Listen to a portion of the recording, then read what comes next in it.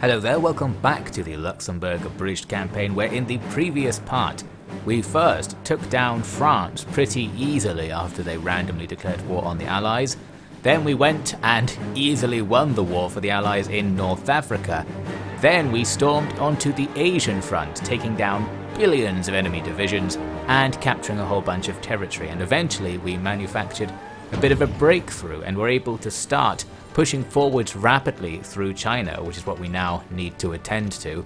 The Chinese army is too small in this area to stop us just moving up, in some cases moving into empty spaces, in others being able to attack single divisions with our 3 divisions and grab some territory like that.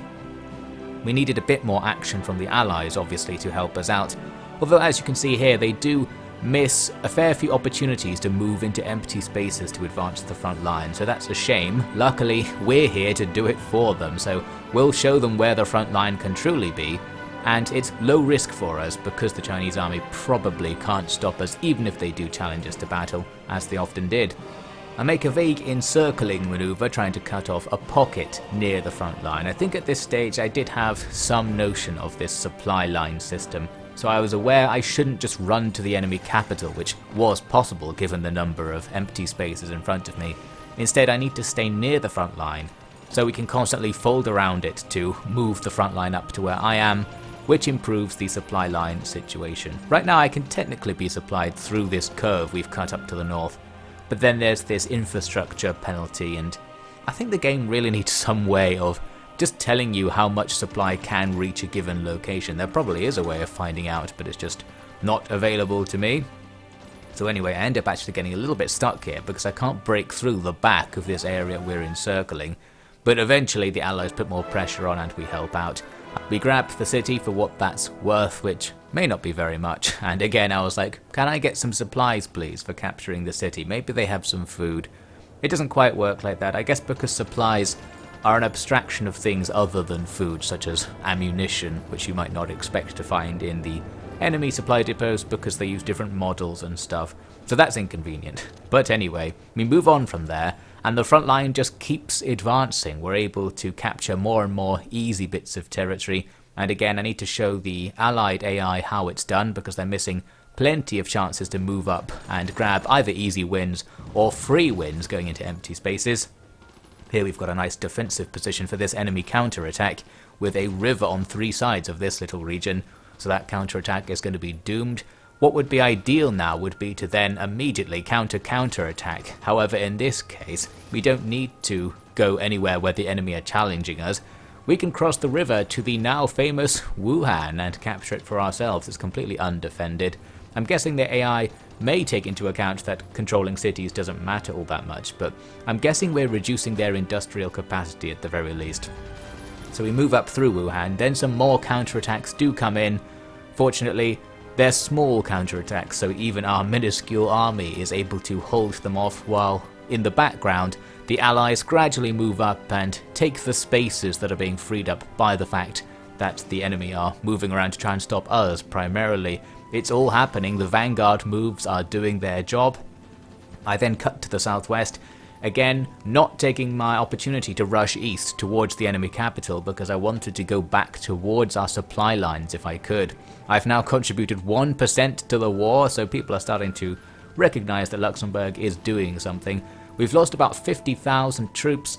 That's quite a few actually, considering that Luxembourg only has like 200,000 to 300,000 people in it. Well, that's at the start of the campaign. We probably have a bunch more now, because virtually every immigrant and refugee has been tricked into coming and joining the Luxembourgian army at this stage.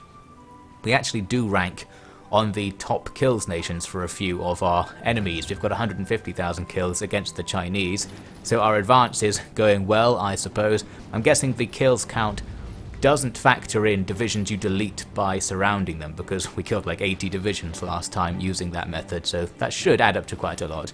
Anyway, I waited around for a long time in order to get my supplies back, and once I eventually did, I was able to help out push across a river defensive line that had been established, and this got the advance started again. Now I actually am advancing towards their capital, and as expected there's really nothing here. It's just blank spaces even after the front line's been pushed back to be near it. China just has far too few troops to defend against a massive front inside China itself. So we circle around behind Nanjing and then help out with the attack. The Allies were stupidly attacking across the river. If only they knew, we come in and attack from behind, and suddenly that's going to be a winning battle for us. We do face some counterattacks immediately though. The enemy are coming at us, but they're also coming at us across that river to the north. That's not going to go very well for them. I bet their divisions aren't all that strong anyway. We must at least match their strength in terms of technology and such. So that's that. Nanjing falls, and it is the Luxembourgian troops who are first to occupy the enemy capital, just the way it should be. We have depleted our army quite a lot, as we can see at the top right. We've lost about half of our troops at this stage, and obviously we're not going to get them back anytime soon. And having fewer troops does reduce the stats of the division, of course, so it's going to get harder and harder for us to be pushing the front line. So for a while I was content to just sit around here in Nanjing and wallow in our own glory, just generally holding ourselves above the rest of the Allies, of course. Then though, there were too many opportunities to pass up. I was like, well, I could just cut a line east to the coast and capture this enemy port. No resistance on the way, so that's all good. I'm not sure if I knew this at this stage, but capturing ports is very useful because it means the supply lines will start coming from the port, making them much shorter. So that's that. We've captured some free territory. I was trying to avoid battle, but in this case you can see I pushed to the south, chasing a retreating enemy cav division, meaning we did see some more fighting, but each fight was only 5 minutes long because the enemy have no morale. We're just grabbing territory after territory for free, moving here towards this other tile that appeared to have some sort of city or something, and it looks like it's just a port. But we're helping, we're certainly helping, and we're disproportionately helping. I think that's the best we can say about Luxembourg. Since we only deployed 3 divisions, it's surprising how much more we did than the Raj, who have deployed like 100 divisions to this front. Now after that, China was pretty much dead, but the war goes on, because the actual war is between Britain and Japan. China was just an ally in it. So now we have to attack Japan. Some of Japan is up at the top of China right now, so I move on over. Once again, our allies are stupidly attacking the enemy's fortified position where the troops are. We just walk along the undefended part and capture a bunch of territory, immediately swooping around to capture this port as well. So yes, it really does take a bit of player micro to make fights go way better than they could go if you just leave the AI to make the invasion, it seems. I thought here I was actually cutting the Japanese off, but no, the orange territory to the north is their Manchukuo puppet state that's also against us in the war. So we weren't cutting them off, we've still got a long way to go up there. However, I noticed that the United Kingdom has done a major naval invasion of Japan itself, and they're just capturing everything. Seeing that, I thought, well, we can't let them be leading the attack against the more glorious targets, so I quickly grabbed some boats and got over there myself. Then I ordered my troops to just walk towards Tokyo, and they'll just fight anything that gets in the way. Luckily, there's not going to be too much in the way. Here we just about invent 1948 standard firearms. Before 1948, we are truly ahead of the curve by about 2 weeks, so that's good. But yes, we can just walk into the enemy capital, fighting a few minor battles that were super easy. And once again, it is the Luxembourgian vanguard first to capture the enemy's centre of government. We should get quite a lot of good press out of this war. Our tiny army is doing all sorts of very important things, so hopefully people will be very impressed with Luxembourg around the world, even though technically it seems to be the United Kingdom that is actually occupying all of this territory and taking stuff over. Looks like the Soviets are gradually pushing back against the Japanese as well, but that's not going to matter. We can push the Japanese towards capitulation by just taking all of their core territories. Here you can see the game freezes as I was doing that, and I thought, oh no, this game's over. It was already getting a bit laggy with so much stuff moving around the map. But actually, after not responding for a while, it did come back. It appeared to be loading this peace treaty, and this is the peace treaty. This is the end of World War II. We actually made it. All the major powers have come to the table to end this thing. We have quite a few peace points in the bank, presumably because we were there quite a lot. We helped out a fair bit. Loads of demands have already gone through, but this time I'm allowed to make some of my own demands. I spent like 10 minutes going through and making these demands, so we'll cut that out and we'll just see what the world's going to look like after the World War II peace. It takes a while to load this because obviously the Allies are going to border gore the world to pieces. This is going to create an enormous mess, much bigger than the mess before the war. We need to hack through 1 billion messages to get to the action. The Republic of Chile has left that's big news, and all kinds of government changes and faction changes are happening.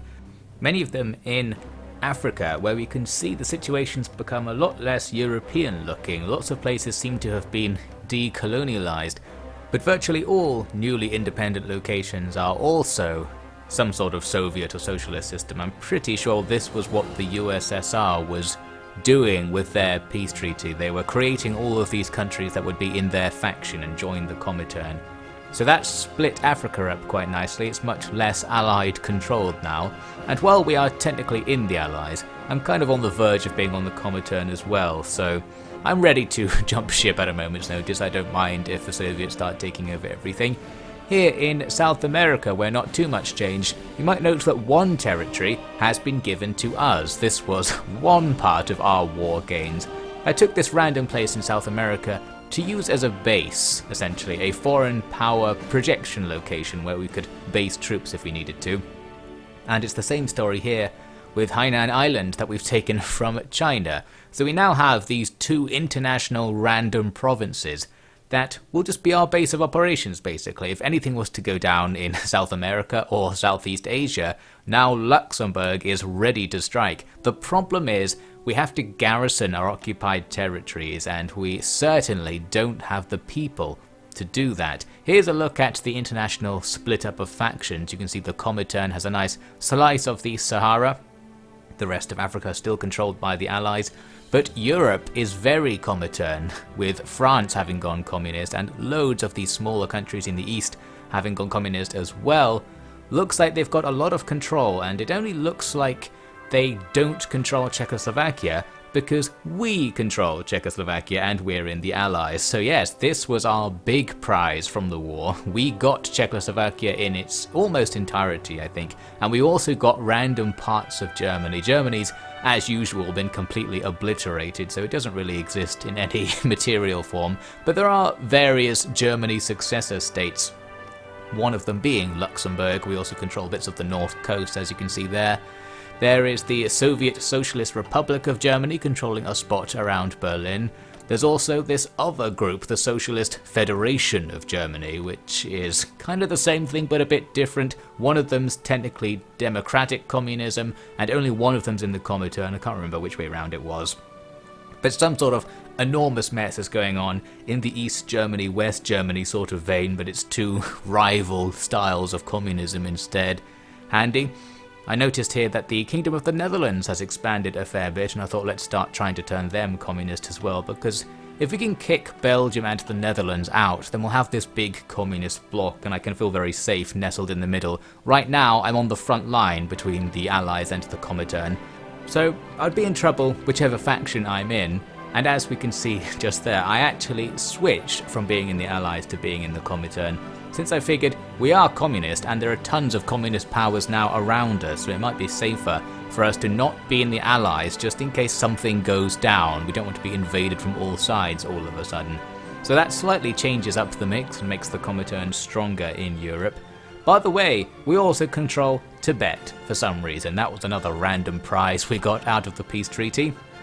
The thing is, having this big underdeveloped territory isn't too useful to us because we need to garrison it, but it's not going to provide very much to us in return. Here's me struggling to begin to work out how to control Garrison's territory. My assumption was that what you needed to do was deploy your divisions into the territories and they would sort of emit a garrisoning field. There's some sort of tooltip that says you need this many of this kind of division to garrison this location. So I thought, I guess we just have to deploy all the troops we can into our territories and see if they don't rebel. But the other thing we can do is just give up territory. I figured with Tibet, we're probably not going to hold this massive area, and it may not be very useful for us to hold it, as I mentioned. So I was going through the options here. You can release nations to create new factions from your territory. I ended up doing that to Tibet. I was disappointed though. What I thought this would do is create some kind of puppet state. They would also be communist and they'd be automatically allied to me or something. But no, it's just a completely new faction with no relations to us whatsoever. They don't even like us, and they're authoritarian too. They haven't even gone communist for us. Very mean, so that's that. We just kind of lost Tibet in an experiment there. Whoops. I actually could have held Tibet quite easily, as we'll later discuss. This is all coming down to me not knowing how this invisible garrison system works, the system in the background that allows you to garrison things without using any of your troops. But for now we're doing it the hard way. I started recruiting some tiny division templates to walk around and try to garrison some areas with a little bit more than nothing, because obviously we don't have any troops to recruit, so we can't make any big garrisoning armies. After a while I noticed, hang on, what's that down there? There's some fighting going on near Luxembourg. There's this tiny pocket of troops that's attacking France for some reason. And I thought, well, that's a bit strange. What's actually going on here? How did they even get there in the first place? I decided to ignore it and go back to micromanaging the economy. We're gradually upgrading our equipment, which we have way too much of course, because we have no people to use all this stuff. But things got a bit worse, and I started noticing more and more fighting is going on, and I noticed that France is trying to invade Belgium, and then I noticed this call to arms. Here we go. World War III has already started. There were only a few weeks of peace after World War II, and the Comintern and allies are now at war. No idea how this war even started or what's going on here, but I'm just being asked to participate in it, and the game is lagging out majorly. I'm guessing this is because half of the other factions in the world are all joining the war, and there are AI decisions going on all over the place.